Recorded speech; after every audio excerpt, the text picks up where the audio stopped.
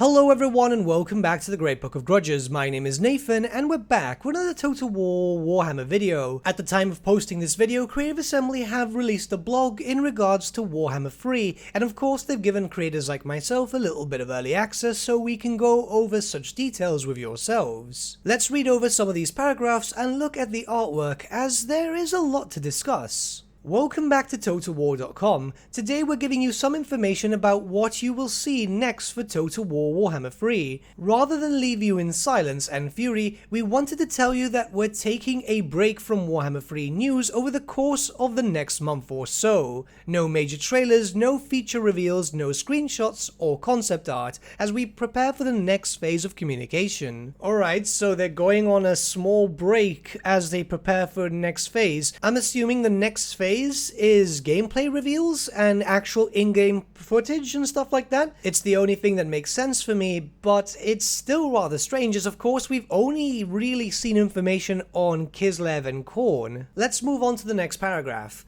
When we come back for more on Warhammer 3, currently we're aiming at sometime in September, oh god that's a bit far away, we'll be lifting the lid on the mysterious and majestic Empire of Grand Cathay. Designed in our long-standing collaboration with Games Workshop, we're almost as excited about finally showing it off as you are about playing it. It's a land of harmony, of great celestial cities and dragons, and one of the most powerful armies in the world. Okay, so Cathay is next. Very strange, because I was expecting more demon reveals, but I guess this kinda does make sense. They want to show off another good faction. It's also very strange to me considering the fact that we are going to be seeing some concept art on demons in just a small while, but I guess they have some sort of plan. Let's move on to the next paragraph. With the grand reveal will come information on siege battles. Awesome!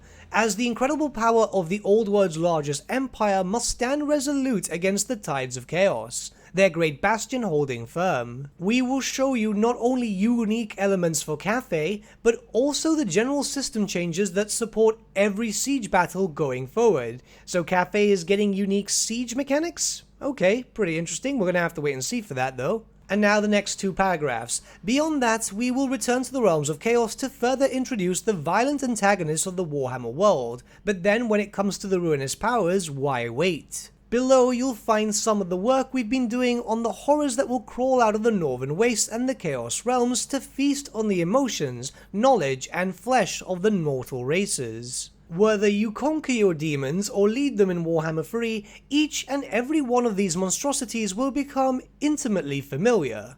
Okay, cool. So let's just jump right in. First we have the Slaanesh roster tease, with the Exalted Chariot of Slaanesh. This is awesome. It's a basic moving razor blade essentially. A chariot which is incredibly destructive and very fast. They even go by saying here, great steeds of destruction that carry the most powerful Slaaneshi demons to war. The blades are secondary concern to being caught by whatever is riding it. So I am quite excited about these. I used these a lot on the tabletop back in the days of 8th edition, and I can't wait to see them in full force. Hopefully that means that we'll also get some cinematic reveals showing them off. Next we have the Demonette. Part dancer, part warrior, or demonette. They are unbelievably quick on the battlefield. Okay, so they look pretty cool. They are taking more inspiration from the Age of Sigmar demonettes because obviously Slaanesh had received a massive visual overhaul. Though I would say that the aesthetic is still very true to Slaanesh. Keep in mind that I've been playing Slaanesh for many years now in various different settings of Warhammer,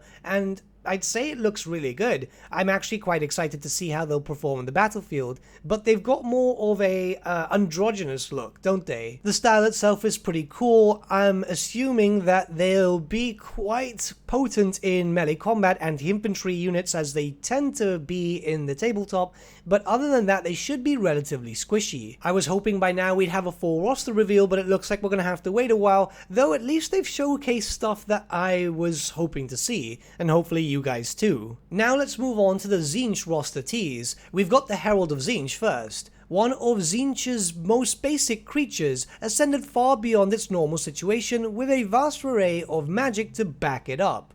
Okay, so the Herald, I'm assuming, is going to be a Lord option. This, of course, is basic assumption, as the Herald of Khorne is a Lord option too. It looks pretty interesting. A little shorter than I imagined, more stumpy. Is that a word? But still very true to representation. So what we can see here is that it'll be armed with a staff and a book. So yeah, spellcaster type of lord. I'm assuming it's not going to be very potent on the battlefield.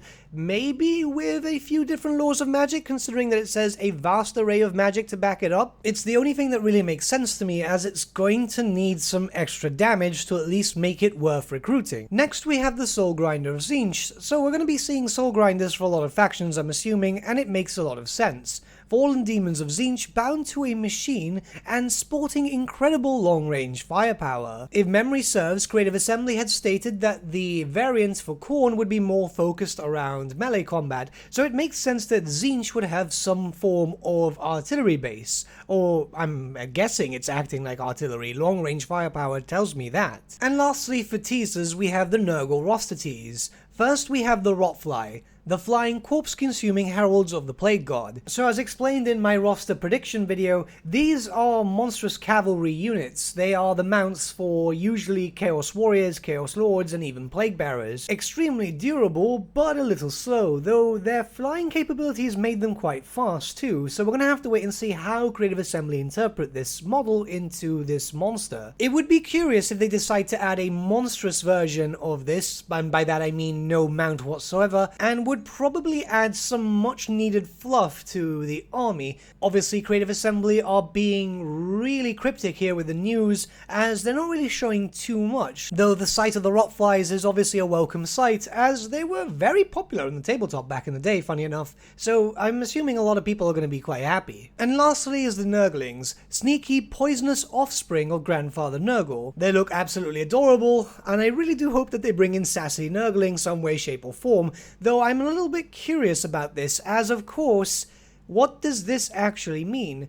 Because the Nurglings are rather small. They are like one of the smallest units in Warhammer Fantasy, 40k, Age of Sigmar, all that, you know? I'm talking about actual size, which they were normally represented as a swarm, though swarms so far have not been units in-game. Tomb King Scarabs, Lizardmen, Snakes, and of course we don't even have any form of giant rats barring wolf rats, but the standard giant rats are much smaller. So it's a bit weird to me that they've got a swarm unit, as they've actively been avoiding them before, unless Creative Assembly have figured out how to implement swarms, which would be very useful. They would have to try at the very least, as Nurglings are so iconic in the Warhammer settings that people would be very, very mad if they were never added in. Unfortunately, that's all the artwork that Creative Assembly were willing to share today, though there is a little bit more of information that we can discuss. So let's look at the next paragraph of this blog post. That's all we can show you today. You'll see much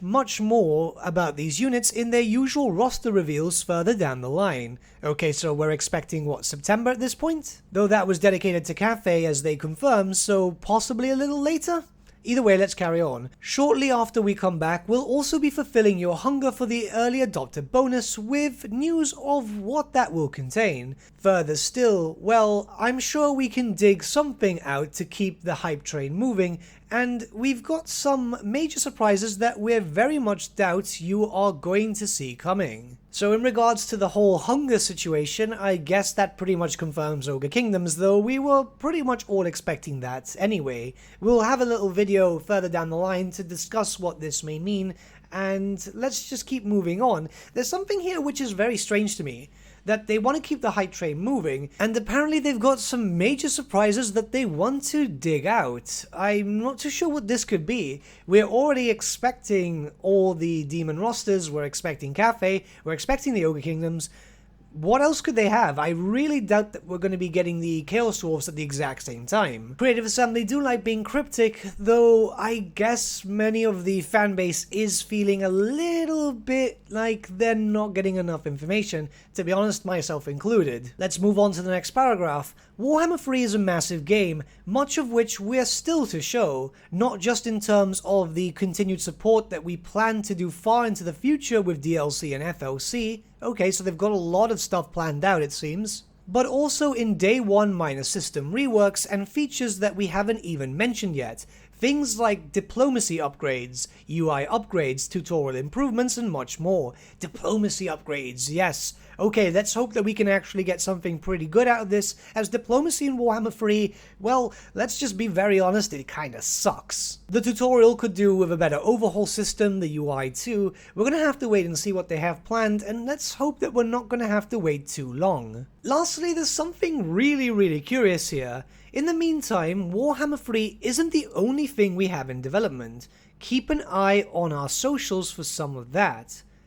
What does that mean? I'm very confused. We know that they're working on a shooter, but I don't think they're going to start promoting a shooter now. We know that Creative Assembly have been working on an FPS, but I don't think that that has any relevance to Total War, so they wouldn't be putting it on the Total War website. The only thing I can keep in mind at the moment is, well, we know that Troy is almost a year old, which means that it's out of its Epic Games exclusive lock or whatever it is. So it could be that? Everything's been kind of quiet when it comes to the Sophia team, though, I don't know, it just seems a bit weird to me, especially since the hype building is supposed to be for Warhammer 3. It seems like a bit out of the way if they start randomly then promoting Troy again. I don't know. Maybe I'm wrong, maybe they've got something else in mind, but we're gonna have to wait and see. It's nice that they've shown off some stuff, though I must say that we are still in the middle of July, and the idea of us then having to wait until September, and even then we still don't know when until September, well, that's a little disheartening. There's a lot of a gap here. Hopefully they have something planned to keep us busy at the very least, but until then, what are your thoughts regarding all the reveals today? Let me know your thoughts in the comments below, and let's start a bit of a discussion. But with that, my friends, we've come to the end of our video. Thank you so much for watching. If you did enjoy the video, might I suggest giving the video a like, or even subscribing to the channel, as it really does help us out. In the description section below are various links to different social media platforms such as Facebook, Instagram, and Discord. Also in the description section is an affiliate link with Element Games where you could buy loads of hobby-based products, not just Warhammer, for 10 to 25% off. Making a purchase using that link and also our special code, which is also in the description, supports the channel at no extra cost to you, which we think is rather cool. A big thank you to our patrons. Your support means the world to us. It's amazing that people want to help a small channel like us grow and get to a higher level of content. A big thank you to Gibraltar LUSC, Ryan Bertsche, Andrew Prince, and Okro for subscribing to us at our Fane level. You guys are super cool. And a big thank you to Edward Yule, VS Vasan, Aaron Whitman, and Shaggy for subscribing to us at our King level. Honestly, we can't thank you all enough. And lastly, a big thank you to all of you for liking, sharing, and commenting on these videos. Honestly, it's because of you guys that the channel's been growing at such a great pace lately, so we can't thank you all enough. But with that, my friends, thank you so much for watching once again, and we shall see you all again very soon. Have a good day.